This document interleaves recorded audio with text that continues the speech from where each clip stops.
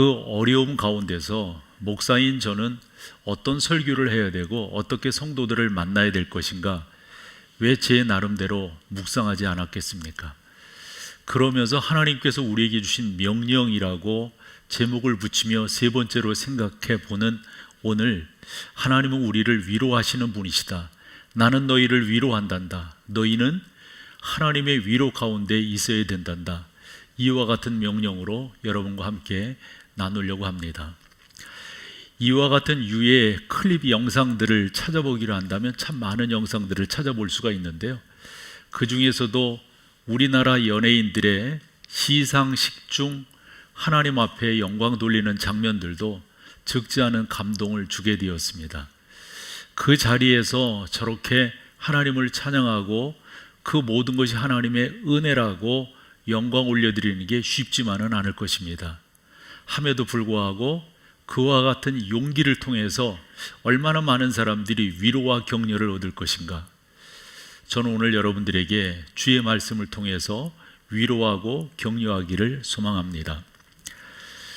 빅터 에밀리 프랭클이라고 하는 사람의 책 중에 죽음의 수용소, 영문으로는 조금 다르던데요, 우리말로는 이렇게 번역을 했습니다.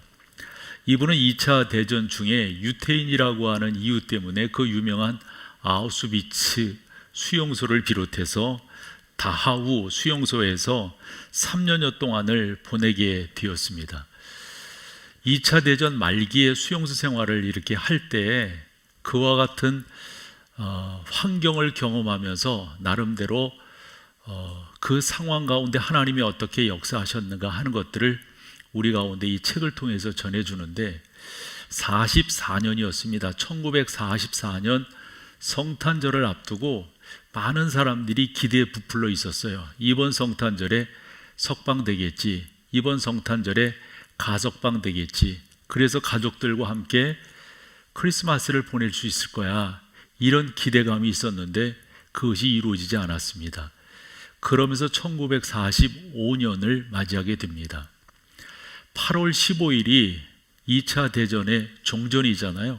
근데 유럽은 그 일찍 2차 대전이 종전이 됩니다. 이태리 같은 경우는 무솔리니 45년 4월 27일 날 죽게 되고요, 히틀러 같은 경우는 4월 30일 날 그 인생의 마침표를 찍게 됩니다. 그래서 유럽에서는 2차 대전이 1945년 5월 2일 종식이 되게 됩니다. 그러니까 몇 달 있으면 되는 거예요. 그런데 그 몇 달을 사람들이 기다리지 못하고 이유 없이 죽는 겁니다. 빅터 프랭클이 그 가운데 기록한 내용들을 보면 전염병이 돌거나 가스실에 끌려갔기 때문에 죽은 것이 아니라 사람들이 절망했기 때문에 죽은 것이다, 이렇게 설명하고 있습니다. 저는 여러분들을 그렇게 작금의 절망이 엄습해오는 이 엄중한 삶 속에서 주의 말씀을 통해서 위로하기를 소망하고요, 오늘 베드로전서가 기록된 그 상황도 만만치 않았어요. 대개 베드로전서를 AD 45년에서 68년 어간에 기록되어 올 것이다, 이렇게 보는데, 여러분들이 잘 아시듯 AD 64년은 네로 황제에 의해서 로마의 대형 화재가 났던 그런 해입니다. 전 세계적으로 보면 시카고 대화재도 있고 런던 대화재도 있는데, 이 초대교회 때 로마의 대화재는 많은 사람들에게 큰 상실감을 주었고, 사실은 역사가 증명하는 거지만 로마에는 7개의 언덕이 있었는데 네로가 그 7개의 언덕을 좀 정리를 해서 로마를 새롭게 세우고 싶었어요. 그런데 그 언덕에는 힘든 사람들, 특별히 포로로 잡혀온 이런 사람들이 그 가운데 많이 살고 있었습니다. 그런데 일설에 의하면 네로가 불을 놔서 사람들을 쫓아내고 거기를 정리한 다음에 도시를 재건하려고 했던 건데, 원체 사람들의 반응이 크게 일어나게 되니까 그 화살을 기독교인들에게 돌리게 됩니다. 그래서 기독교인들이 AD 64년 이후에 어려움을 겪게 되는데, 그 어려움을 잘 기록한 역사가 타키투스의 글을 보면은 많은 사람들이 이유 없이 끌려가서, 여기서 많은 사람들은 예수 믿는 사람들을 말합니다. 이유 없이 끌려가서 사나운 짐승들의 밥이 되는데, 저는 학교 때 타키투스의 글을 읽으면서 야, 사람을 이렇게끔, 그러니까 소 같은 것을 이렇게 잡으면 가죽을 벗기잖아요. 그럼 그 소 가죽을 벗기면 그것을 이제 막 이렇게 꼬맨다고요. 여러 소 가죽을 꼬매면 큰 자루가 되잖아요. 그 자루가 되면 거기다 예수 믿는 사람들을 넣는 거예요. 그리고 아구를 묶은 다음에 그 가죽이 말랐어요. 뭐예요? 얼마나 그 쾌쾌하고 뭐, 그러면은 그것을 이 콜로세움 같은 광장에다가 던져 놓으면, 그것도 뭐 사자나 이런 큰 짐승들이 아니라 사나운 개들, 그걸 며칠씩 굶겨가지고 그 쾌쾌한 고기 썩는 냄새가 나니까 얼마나 물어 뜯겠습니까? 그 안에 사람들이 있으면 그 사람들이 희생이 되는 거예요. 바로 그 사람들이 예수 믿는 사람들이에요. 이런 사람들을 향하여서 이와 같은 상황 속에서 베드로가 베드로 전서와 후서를 기록을 하면서 목적은 간단해요. 이 백성을 위로하려고 하는 겁니다. 힘들고 어려운 상황 속에서 바벨론 포로를 앞두고 있는 당시 이스라엘 백성들에게 하나님이 선지자 이사야를 통하여 말씀하셨어요. 이 백성을 위로하라고. 지금 이와 같은 상황 속에서 어려워하고 있는 초대교회 성도들을 향해서 하나님 베드로에게 말씀하셨어요. 이 백성들을 위로하라고. 조심스러운 표현이지만 하나님이 저에게 그와 같은 마음을 주셨어요. 그래서 여러분들을 위로하고 격려하고 싶은 거예요. 이 절망이라고 하는 것은 치료할 수 없는 게 아니라 하나님의 말씀을 통해서 치료할 수 있고, 치료된 사람은 위로의 하나님을 만나게 되는 거라고요. 그래서 오늘 저는 베드로가 위로하며 기록한 오늘 베드로전서 1장을 통해서 한 3가지 경우를 통해서, 이러니까 위로의 하나님이 되지, 위로의 하나님을 만날 수 있지, 이렇게 과거와 현재와 미래의 시제를 통하여서 여러분과 함께 나눠보려고 합니다. 과거 시제로 첫 번째 살펴본다면, 하나님께서 믿음의 사람들을 당신의 자녀로 삼아 주었다고 하는 게 그 시국 가운데서 큰 위로가 된다고 하는 것을 발견하게 됩니다. 2절 말씀을 보겠습니다. 곧 하나님 아버지의 미리 하심을 따라 성령이 거룩하게 하심으로 순종함과 예수 그리스도의 핏뿌림을 얻기 위하여, 그 다음이 중요합니다. 택하심을 받은 자들에게 편지하노니, 요 택하심을 받았다라고 하는 그 단어를 보면은 에클레토스라고 하는 이 단어인데요. 이 단어를 보면은 이렇게 선별했다 이런 말입니다. 택하셨다고 하는 것은 그냥 뭉퉁구리로 이렇게 했다라는 것보다도 선별해냈다. 아, 요게 좋겠다. 이렇게 선별해내서 우리를 하나님의 그 거룩한 자녀, 하나님의 가족으로 삼으셨다라고 하는 내용입니다. 우리도 이제껏 자라면서 학교에 합격을 해보기도 하고요, 어떤 모임에 합격을 해보기도 합니다. 그때 그냥 뽑히는 게 아니잖아요. 선별된 것이잖아요. 저도 누군가를 선택을 하게 될 때 아무나 뽑지 않는다고요. 선택을 한다고요. 저는 그와 같은 내용을 보면서 특별히 바울이 고린도 교회에 편지를 쓸 때, 사랑하는 성도들을 향하여 여러분들은 하나님의 동역자이십니다. 여러분들은 하나님의 일꾼이십니다. 여러분들은 하나님의 선한 청지기이십니다. 이런 명명들이 그냥 되어진 것이 아니라고 하는 걸 알게 돼요. 적어도 하나님께서 우리를 당신의 동역자로, 여러분, 동역자는 어떤 사람을 동역자라고 그럽니까?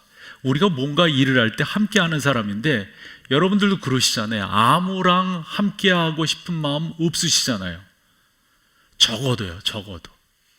적어도 하나님이 우리를 그렇게 선별해서 불러주셨다라고 하는 겁니다.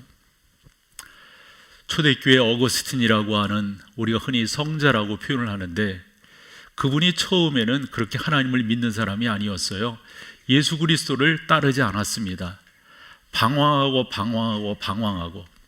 우리가 일반적으로 방황하는 사람들의 하나의 표징으로 이야기하는 게 사생아를 낳았다, 이런 표현을 쓰잖아요. 어거스틴도 그 길에 있었습니다. 한데 어머니 모니카가 그 아들을 보면서 얼마나 애타는 기도를 많이 했는지 몰라요. 그래서 요즘식으로 말하면 자기 교회 담임 목사라고 할 수 있겠죠. 암브로스 감독을 찾아가서 내 아들의 형편이 이렇다고. 그때 암브로스 감독이 어머니 모니카를 위로하면서 한 말 여러분 다 아시죠? 기도하는 어머니의 자녀는 뭐라고요? 망하지 않습니다. 이 유명한 말을 했다는 거 아니에요? 그러면서 어머니 모니카가 생각하는 게 저 암브로스 감독의 설교를 들었으면 좋을 텐데, 저 암브로스 감독의 설교, 그리 암브로스 감독이 그 당시에 어떻게 사람들에게 평판을 받고 있었냐면 황금알을 낳는 거위 있잖아요. 그래서 저분의 설교는 황금 잎을 가졌다, 이렇게 표현될 만큼 훌륭한 설교를 하는 분이었어요. 어머니 모니카도 그런 생각을 했죠.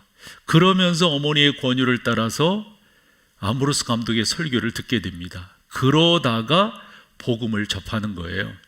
그리고 주 예수 그리스도, 그분이 나의 구주라고 하는 이 분명한 복음을 접한 어거스틴의 고백이 뭔지 아시죠? 그리고 나서 기록한 것이 그 유명한 고백록, 참회록이라고 불리는 책이거든요. 그 책을 기록하면서 서문에 그런 표현을 써요. 이상하다, 이상하다. 하나님이 이 수많은 사람들 가운데서 당신의 자녀로 구원시킬 만한 사람이 나밖에 없었단 말인가? 그러니까 자기가 어떻게 걸어왔는지를 본인 스스로가 아니까 구원받았다고 하는 게 얼마나 신기한지 이루 말할 수 없었다는 거죠. 그래서 이상하다, 이상하다라는 표현을 썼어요. 여러분, 우리가 하나님의 선별, 즉 하나님의 선택, 하나님께서 우리를 택정하셨다고 하는 것은 우리의 노력이 아니라고 하는 것을 이런 예들을 통해서 알 수가 있습니다. 우리의 수고가 아니에요. 우리가 뭔가 잘난 것이 있어서 하나님의 자녀가 된 것이 아닙니다. 그것을 한마디로 말한다면 값없이 주어졌다, 그래서 은혜라고 말합니다. 이건 값으로 먹일 수 있는 게 아닙니다. 값없는 은혜로 우리가 하나님의 자녀가 되었습니다. 이와 같은 사실에 대해서 사도 바울은 로마 교회에 이런 말을 했어요. 로마에서 하나님의 사랑하심을 받고 성도로 부르심을 받은 모든 자에게 하나님 우리 아버지와 주 예수 그리스도로부터 은혜와 평강이 있기를 원한다, 이렇게 설명을 했습니다. 즉 사랑하심을 받고입니다. 같은 성경 5장 5절을 보면 소망이 우리를 부끄럽게 하지 아니함은 우리에게 주신 성령으로 말미암아 하나님의 사랑이 우리 마음에 부은 바 됨이니 라고 했어요. 하나님의 사랑이, 이건 하나님의 은혜예요. 그 유명한 로마서 8장 39절입니다. 높음이나 깊음이나 다른 어떤 피조물이라도 우리를 우리 주 그리스도 예수 안에 있는 하나님의 사랑에서 끊을 수 없으리라고 했어요. 여기 보면 하나님의 사랑, 그러니까 우리가 무슨 자격이 있어서요 남달라 이래서 하나님의 자녀가 된 것이 아니란 말이죠. 저 자신의 감사는 제가 이 자리에 서서 설교할 수 있다고 하는 것을 저는 늘 감사하게 생각합니다. 그리고 사랑하는 성도 여러분들을 만나서 함께 목회할 수 있다고 하는 게 저에게는 큰 영광이고요. 그래서 제가 하나님께 기도해요. 하나님, 이 강단에서 세워주시는 그 순간까지 하나님의 은혜를 돈독하게 경험하고 그것을 많이 성도들과 나누고 선포하다가 이 자리를 내려가게 해주세요. 다르게 표현하면 저는 이 자리에 서 있는 것을 엄청난 영광으로 생각합니다. 하나님께서 나를 긍휼히 여기셔서 이 자리에 세워주셨으니까 말이죠. 하나님의 사람 사도 바울이 고린도전서 15장 10절에 그러나 내가 나 된 것은 하나님의 은혜로 된 것이니 내게 주신 그 은혜가 헛되지 아니하여 내가 모든 사도보다 더 많이 수고하였으나 내가 한 것이 아니 오직 나와 함께 하신 하나님의 뭐라고요? 은혜로라고 그랬어요. 여러분, 우리가 하나님의 자녀가 되었다고 하는 거, 이거 내가 뭐 특별히 뭐 해서 그렇게 된 거 아니에요. 이거 뭐 공부해서 합격한 것도 아니고요, 땀 흘려서 얻어들인 것도 아니에요. 투자 잘해가지고 많은 이득을 남겨서 우리가 하나님의 자녀가 된 것이 아닙니다. 철저한 하나님의 은혜입니다. 이 은혜라고 하는 것을 사도 바울은 다른 용어를 동원해서 그 은혜를 더욱더 값지게 만들었는데 에베소서 2장을 봤더니 긍휼이라고 하는 단어를 썼어요. 이 엘레오스라고 하는 이 긍휼이라고 하는 단어는 우리를 불쌍히 여겼다는 거예요. 우리를 동정했다, 이런 표현입니다. 특별히 오늘 본문 3절도 그렇게 설명하고 있죠. 우리 주 예수 그리스도의 아버지 하나님을 찬송하리로다. 그러면서 뭐라고 말합니까? 그의 많으신 긍휼대로예요. 그 하나님의 긍휼이 우리를 지금 이 자리에 있게 했다 하는 겁니다. 사도 바울은 에베소 교회에 이렇게도 말을 했습니다. 긍휼이 풍성하신 하나님이 우리를 사랑하사 그 큰 사랑을 인하여 허물로 죽은 우리를 그리스도와 함께 살리셨다고 했습니다.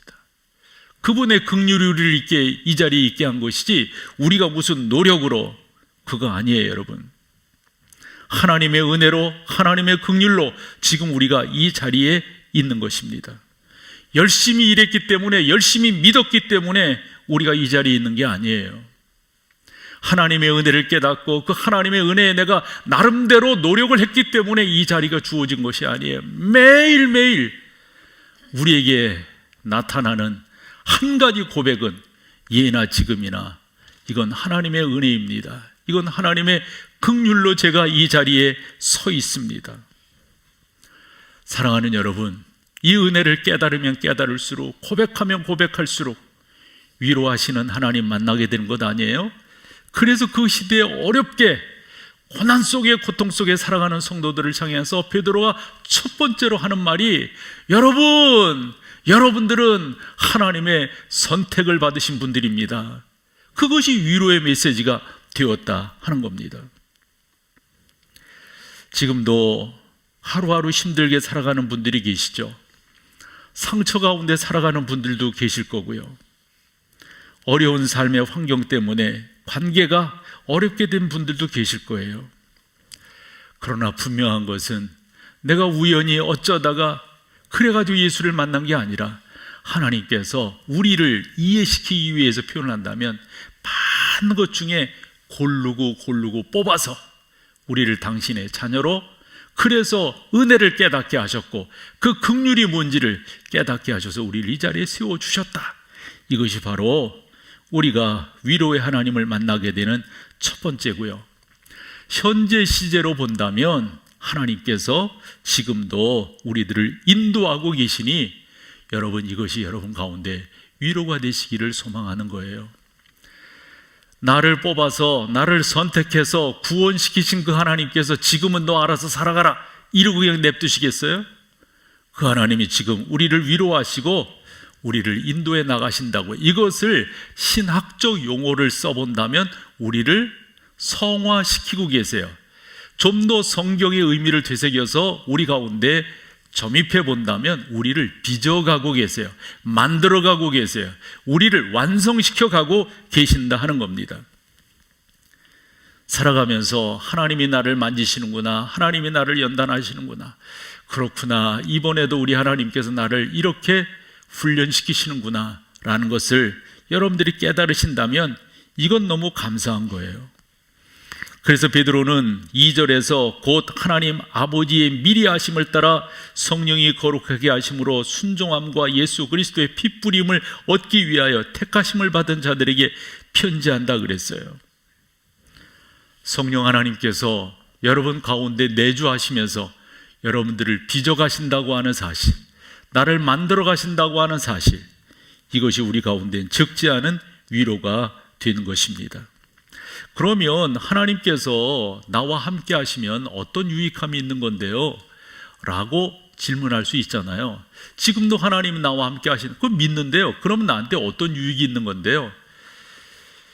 이런 질문을요, 우리만 하는 게 아니에요. 성경에도 보면 계속해서 그런 질문을 했어요. 특별히 출애굽기에 보면 출애굽한 당시 사람들이 모세에게 계속 질문한 게 그거예요. 그 질문에 자기들 마음에 안 드니까 우리가 죽을 데가 없어서 여기까지 데리고 와서 우리를 죽게 하느냐? 모세의 답이 마음에 안 드니까 뭐라고 말합니까? 아니, 먹을 것이 없어가지고 우리를 여기까지 데리고 와서 죽게 하느냐? 되래. 우리가 생각한 대로 되어지지 아니했으니 돌아가겠다.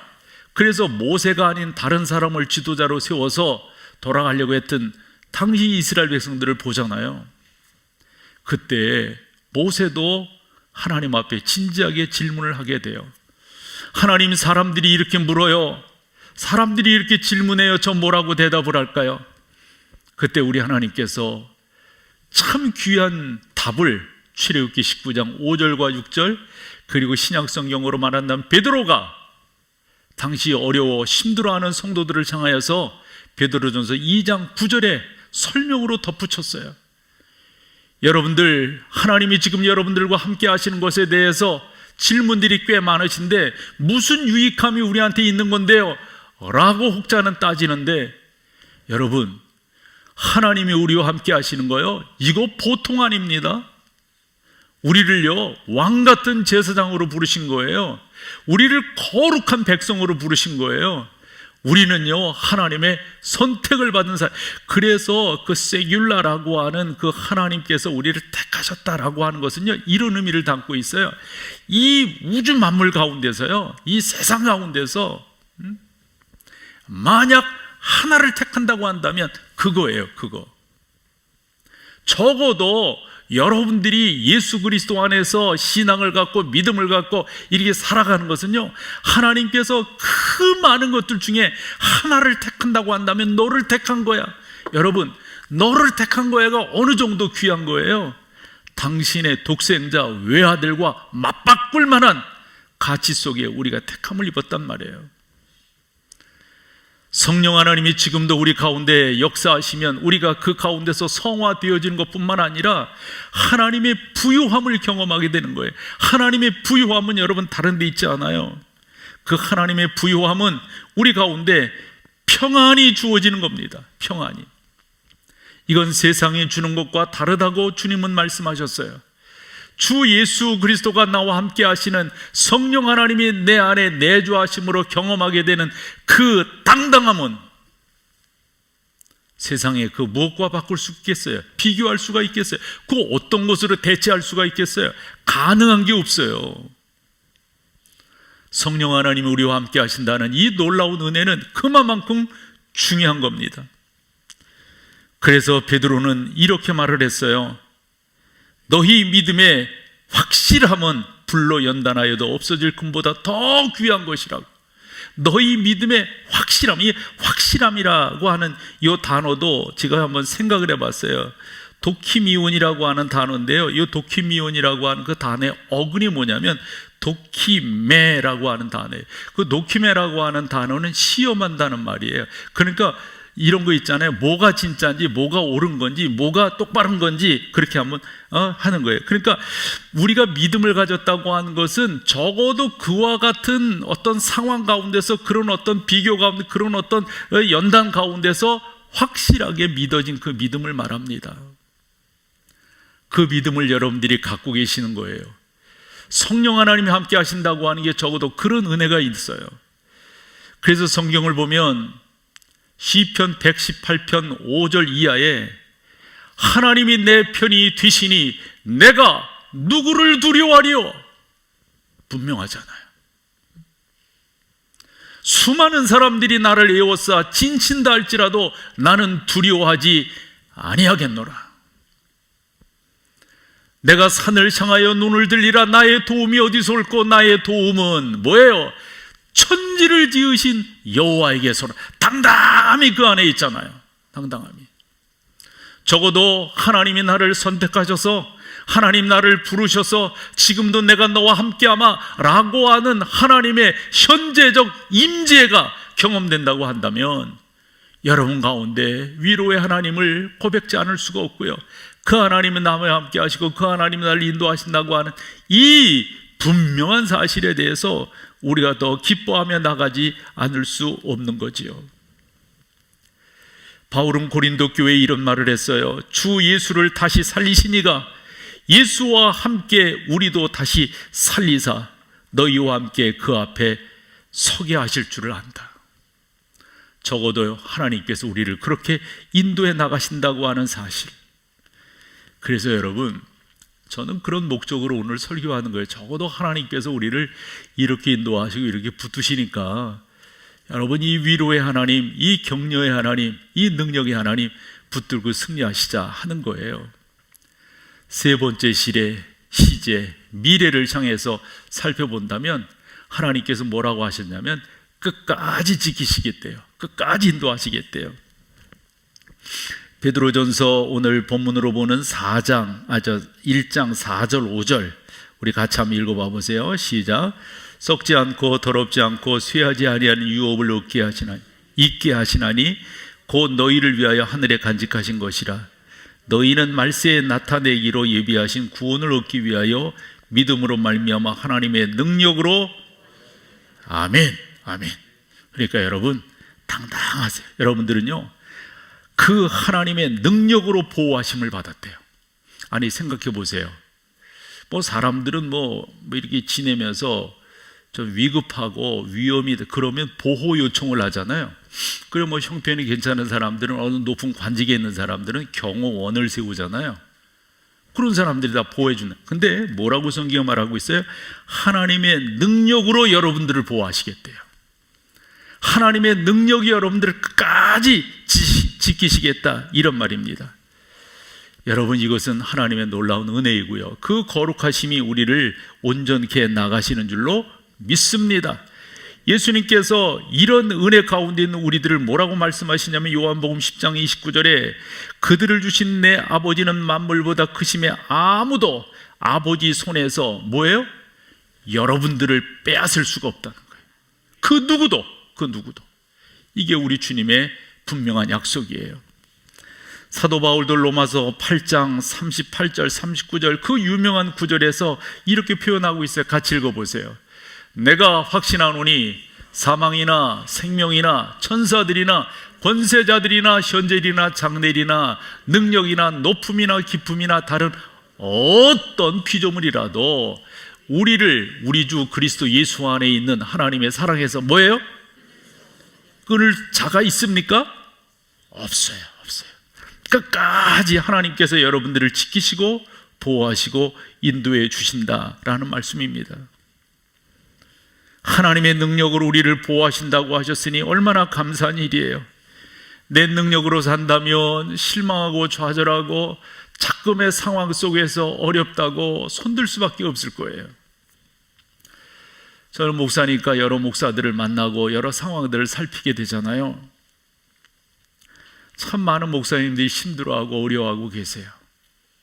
그런 분들에게 위로할 수 있는 말이라고 하는 게 뭐가 있을까요? 사랑하는 여러분, 사람의 말보다도요 하나님의 말씀이 내 안에 레마로 다가올 때 그 능력이 대단한 거예요. 그 능력이 놀라운 거예요. 하나님의 능력으로 돌보신다고 하는, 그 힘들고 어려운 상황에 있는 성도들을 향하여서 베드로를 통해 말씀하신 그 말씀이 얼마나 위로가 되었을까 한 번 더 생각을 해봅니다. 그때 사람들은 이런 생각을 하겠죠. 진짜냐고. 그럴 때 사도 바울이 그의 믿음의 아들 디모데에게 이렇게 말을 했어요. 그러므로 우리는 미쁨이 없을지라도 주는 항상 미쁘시니, 여기서 미쁨이라고 하는 것은 신실함이라고 하는 말이죠. 우리는 믿을만 하지 못할지라도 주님은 항상 믿을만 하시니 자기를 부인하실 수 뭐라고요? 없다고요. 이와 같은 사실로 인해서 베드로가 오늘 5절에서 6절에서 뭐라고 말하는가? 이거 한번 읽어보세요. 6절 같이 읽습니다. 시작.